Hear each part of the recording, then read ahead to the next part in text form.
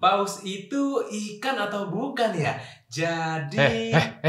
Bagian gua ini, head dah. Oh, ya salah. Maaf. Jadi, paus adalah mamalia yang hidup di air. Hewan yang penuh keagungan ini bisa hidup di air karena evolusi dari jutaan tahun yang lalu. Loh, terus kalau dia mamalia, dia nggak punya insang dong. Tahu atau enggak, inilah dia mamalia terbesar yang ada di bumi.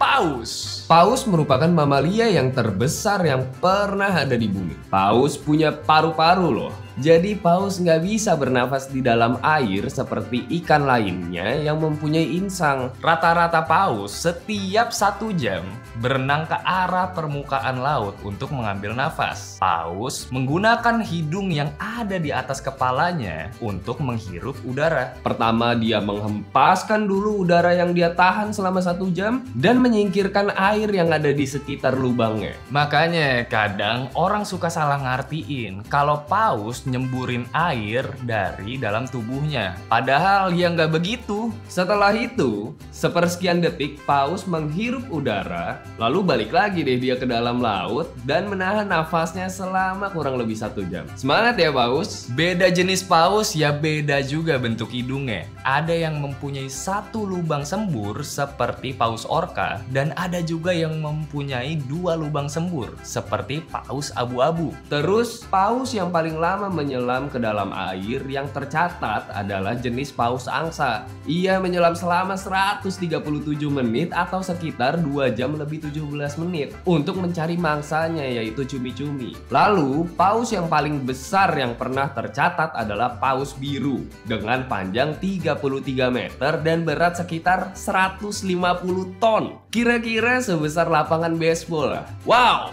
Walaupun badannya super duper gede seperti cintamu ke dia, paus mempunyai mata yang sangat-sangat kecil seperti perasaan dia ke kamu. Kira-kira kayak anggur atau paling gedenya seukuran buah jeruk lah. Fun fact, jenis paus yang terbesar seperti paus biru dan sperma justru suka makan hewan-hewan yang sangat kecil seperti krill dan zooplankton. Paus juga memiliki ekor yang berbeda dengan ikan pada umumnya. Contohnya ikan hiu yang mempunyai sirip ekor itu vertikal, sedangkan paus horizontal. Hal ini terjadi karena paus merupakan hasil dari evolusi puluhan juta tahun yang lalu dari Artiodactyla kuno, yaitu mamalia darat berkaki 4 dan berkuku genap. Nah, dengan ini paus memiliki leluhur yang sama seperti sapi, unta, jerapah, dan kuda Nil. Nenek moyang paus yang dipercayai banyak ilmuwan bernama Pachycetus. Pachycetus adalah binatang berkaki 4 yang punya panjang tubuh 1-2 meter. Nah, Pachycetus ini hidup sekitar 50 juta tahun yang lalu. Hewan ini akhirnya menemukan tempat yang nyaman untuk berburu, yaitu yang dekat dengan perairan dangkal. Lalu sekitar 3 juta tahun ke depan atau 43 juta tahun yang lalu, Pachycetus berevolusi menjadi Ambulocetus. Ambulocetus masih memiliki 4 kaki seperti mamalia pada umumnya, tapi diperkirakan sudah mempunyai selaput di jari-jarinya dan menjadi mamalia pertama yang menetap hidupnya di dalam air. Para peneliti mengatakan Ambulocetus ini seperti mamalianya buaya karena pola berburunya sangat mirip dengan buaya. Bedanya Ambulocetus nggak punya Tinder atau Bumble kayak kalian buaya darat. Lalu kita maju lagi ke 40 juta tahun yang lalu. Ambulocetus berevolusi lagi menjadi Maiacetus.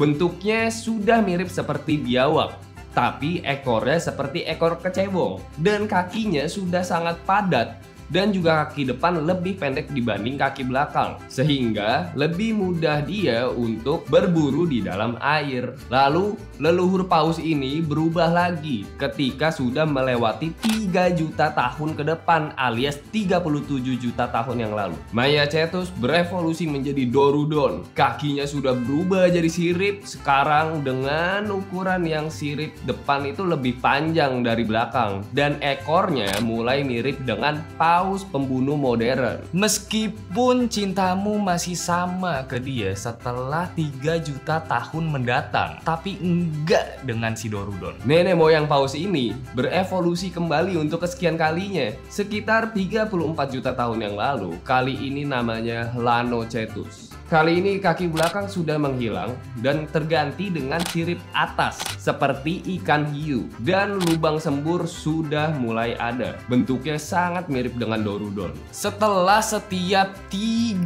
juta tahun sekali berevolusi, akhirnya mulai rada lama lagi nih evolusinya. Kayak lagi nungguin bantuan pemerintah. Pemerintah mana? Konoha.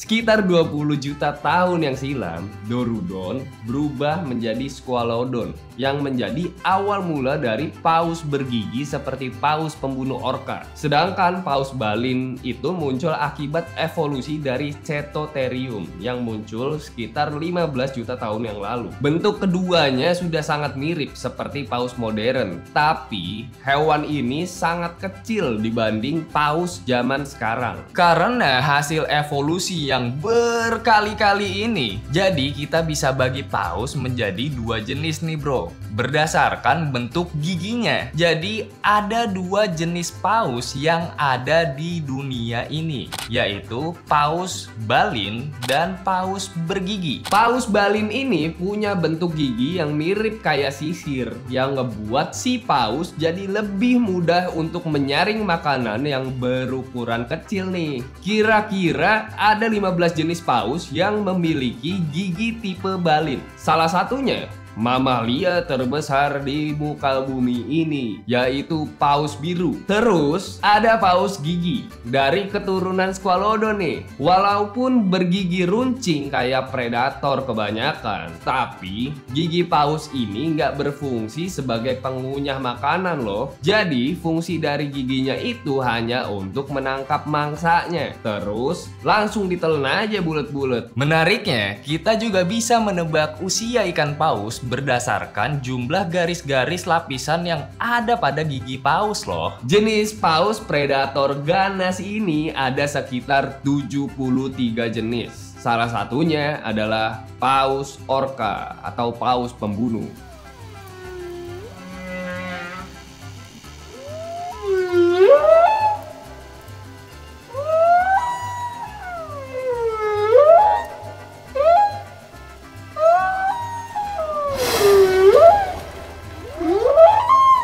Bukan suara alien, dinosaurus, ataupun suara perut kalian yang lagi lapar nih. Suara itu berasal dari paus yang sedang bernyanyi. Hah? Bernyanyi? Kayak burung gitu. Bingo!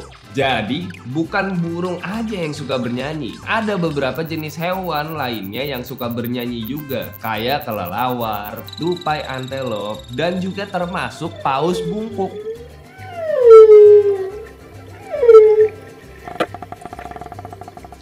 Hal ini dilakuin bukan karena paus ingin jadi artis ngetop, terus masuk top chart Spotify. Bukan.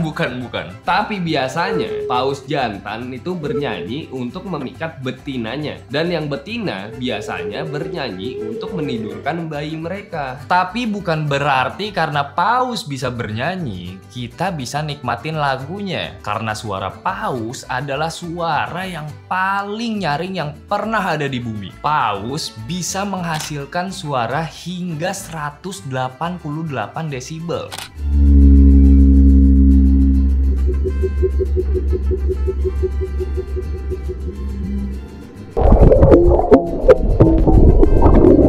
Sedangkan pesawat jet aja hanya menghasilkan suara berkisar 130 desibel. Itu artinya kalau kalian mendengar nyanyian mereka bisa-bisa pecah pala kau. Bukan cuma keagungan fisiknya dan keindahan nyanyiannya aja yang ngebuat paus menjadi salah satu makhluk hidup yang sangat agung. Muntahan paus harganya mahal banget tahu. Harganya bisa sampai 500 juta per kilo. Coba kalian muntah, yang ada orang jijik sama kalian.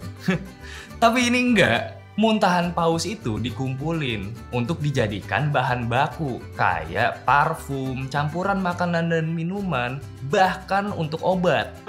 Makanan dari muntah? Yang bener aja. Faktanya, Raja Charles II suka makan campuran muntahan paus dengan telurnya loh. Wow. Selain muntahan paus, paus diburu manusia juga untuk diambil dagingnya, minyaknya, dan juga lemaknya. Perburuan ini terjadi sejak 3000 tahun sebelum Masehi, yang dimana masyarakat pesisir pantai memiliki sejarah yang panjang terhadap perburuan ini sebagai mata pencaharian. Banyak negara yang berburu ikan paus, seperti Jepang, yang tercatat dari tahun 1985 sampai sekarang telah membunuh 20.162 paus. Lalu, Norwegia 10.859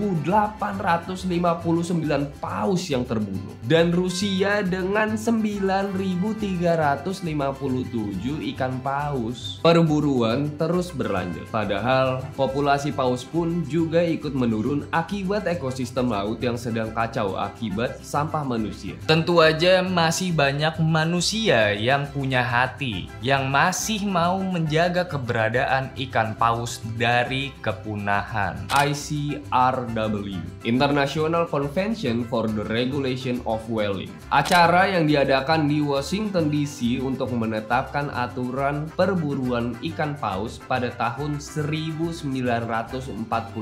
Konvensi ini dilakukan bertujuan untuk menyediakan konservasi yang tepat demi menjaga populasi paus, menjaga perkembangan yang teratur, dan mengurangi perburuan terhadap paus. Muncul pertanyaan nih, apa yang terjadi pada kehidupan manusia jika tidak ada paus di dunia? Paus itu nggak berbahaya seperti yang kita kira. Even the killer whale. Dalam 100 tahun terakhir, tercatat kalau kematian manusia akibat ulah paus itu nihil. Jadi kita menjawab kembali pertanyaan sebelumnya. Kalau paus nggak ada, kapal Essex nggak akan pernah punya cerita kalau mereka pernah nabrak ikan paus. Terus beruntun nih, kita jadi nggak tahu juga novel legendaris karya Herman Melville, yaitu Moby Dick. Terus, apa hubungannya sama zaman now? Tahu gak kalian, kalau itu semua nggak kejadian, kita nggak bakal bisa ngopi atau nongkrong di kedai kopi sejuta umat. Starbucks juga ikut hilang. Karena ownernya buat nama Starbucks karena dia terinspirasi dari karakter yang ada di novel Moby Dick. Starbuck, you're tied to me. This act is immutably decreed. Mungkin nanti namanya berubah jadi kayak gini atau kayak gini. Gak akan tuh ada korset di dunia, karena korset pertama itu terbuat dari tulang ikan paus. Mungkin kalian para buaya darat gak tahu apa itu bentuk tubuh gitar Spanyol, malah sukanya sama yang bentuk kayak pir. Dasar buaya. Selain korset, banyak lagi barang yang ditemukan berkat adanya ikan paus. Seperti sabun, lampu lentera, dan kosmetik. Bayangin nggak ada sabun. Mau mandi pakai apaan kalian sekarang? Hah? Bau-bau matahari dah tuh badan kalian. Aduh, apaan sih nih? Set, nah, ini mah bukan bau matahari lagi nih mah, bau galaksi, meteor, segala-gala ada nih, segala bintang mah. Ah, Iya bang, iya, ada sabun. Iya, maaf. YouTube dong lu keren, lu sabun gak ada, lu mandi, suruh mandi lah. Wah, badan bau meteor kayak gitu lah. Iya. Iya doang lu. Ganggu orang aja. Lanjut yuk. Paus juga menjadi penyeimbang dalam ekosistem laut loh. Caranya gimana? Kalian bisa bayangin nggak? Kalau paus, BAB kayak gimana? Gede banget kan? Nah, kotoran paus ini ngasilin banyak banget fitoplankton, yang dimana fitoplankton ini adalah makanan dari ikan-ikan kecil atau krill. Krill itu udang rebon. Dan ikan kecil ini juga jadi makanan dari ikan yang lebih besar. Begitu seterusnya. Jadi kebayang dong gimana jadinya kalau nggak ada ikan paus. Hancur udah rantai makanan. Dan gak hanya itu aja, peran fitoplankton ini juga sangat besar dalam mengurangi efek rumah kaca. Karena fitoplankton menyerap CO2 sehingga pemanasan global jadi berkurang. Begitu juga dengan ikan paus itu sendiri. Selama hidupnya, paus bisa menyerap zat karbon hingga 33 ton CO2 yang nantinya akan dia bawa mati ke dasar laut. Makanya perburuan paus juga memicu terjadinya pemanasan global. Karena paus yang mati di daratan akan membuang zat karbon yang diserap selama hidupnya ke udara. Berbeda jika dia mati di air. Dan juga jika tidak ada paus di dunia ini, nggak ada yang sebaik hewan super besar ini dalam menyerap karbon. Otomatis kita akan hidup di bumi yang benar-benar panas jika nggak ada paus. Apa kalian suka aneka masakan lobster, udang saus padang, atau kepiting? Tahu gak kalian, kalau paus nggak ada, makanan-makanan ini akan jadi sangat-sangat mewah alias mahal. Karena jika nggak ada paus jenis orca khususnya, nggak akan ada yang memangsa singa laut dan anjing laut. Otomatis perkembangbiakan mereka akan menjadi sangat cepat karena tidak adanya predator utama. Dan perburuan udang, lobster, kepiting makin banyak dilakukan oleh mereka. Jadinya ya makanan laut menjadi langka untuk didapat, yang ngebuat harganya jadi mungkin 100 kali lipatnya harga sekarang. Jika nggak ada paus, artis papan atas dunia perairan sayangnya juga akan ikut menghilang. Kita nggak akan pernah dengar lagi suara nyanyian ikan paus. Dan karena di lautan sedikit hewan yang berbunyi, maka lautan akan terasa sangat-sangat sunyi. Kita nggak bisa berharap lagi bertemu dengan mamalia air lucu lainnya seperti lumba-lumba dan dugong atau manatee, karena mereka masih satu keluarga dengan paus. Acara-acara sirkus pasti sangat sepi tanpa kehadiran makhluk air cerdas ini. Dan yang gak kalah pentingnya lagi, jadi yang menduduki posisi hewan terbesar di bumi saat ini adalah gajah Afrika sebagai hewan darat. Kalau aja pakai cetus nggak masuk ke air, mungkin kita sekarang akan melihat kuda Nil seukuran rumah. Tapi itu nggak akan terjadi juga. Jawabannya adalah kenapa paus bisa jadi super duper gede? Karena hewan ini tinggal di air, yang dimana tekanan gravitasinya lebih rendah dibanding di daratan. Plus, paus punya metabolisme yang sangat lambat, tapi dia sangat rakus. Jadi ukurannya gede banget deh. Karena tekanan gravitasi lebih rendah di air, jadi bisa kita simpulin kalau paus jadi nggak bisa ngerasain berat tubuhnya yang bertonton itu. Dan kita juga nggak akan bisa melihat makhluk darat seperti contohnya tadi kuda Nil akan menjadi sebesar ikan paus zaman sekarang. Oke, jadi segitu aja ya. Bagaimana menurut kalian tentang video kali ini? Makin terbuka wawasan kita dong tentang ikan paus yang agung ini. Semoga video kali ini bermanfaat untuk kalian. Dan jika kalian mempunyai saran-saran atau topik-topik menarik lainnya yang ingin kita bahas di sini, komentar di bawah ya. Dan gak stop sampai situ aja. Jadi di R&B Qsan ini, di channel ini masih banyak jenis konten menarik lainnya seperti misteri, horor, dan knowledge and science. So, nama gua Adam. I'm signing out. Peace.